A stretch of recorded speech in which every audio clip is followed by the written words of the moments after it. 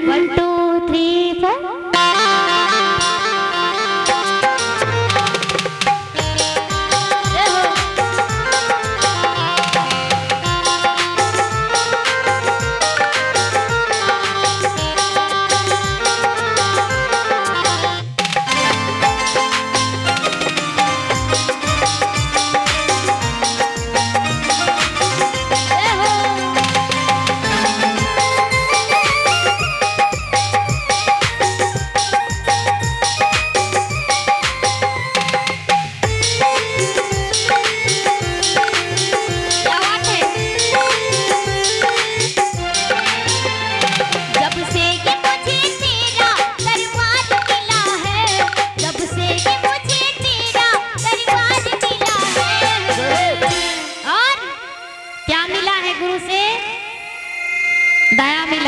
मिला है ना।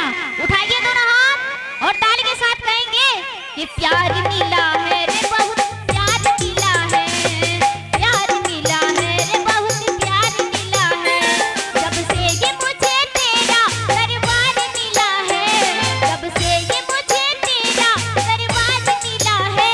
हाँ प्यार मिला है रे बहुत प्यार मिला है, प्यार मिला है रे बहुत प्यार मिला है।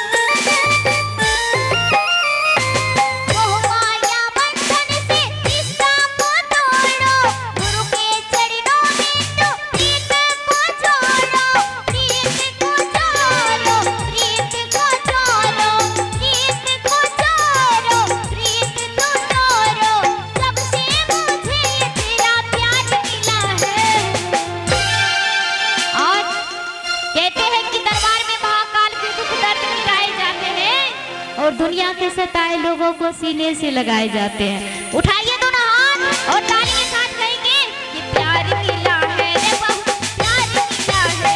हाँ प्यार मिला है रे बहुत प्यार मिला है।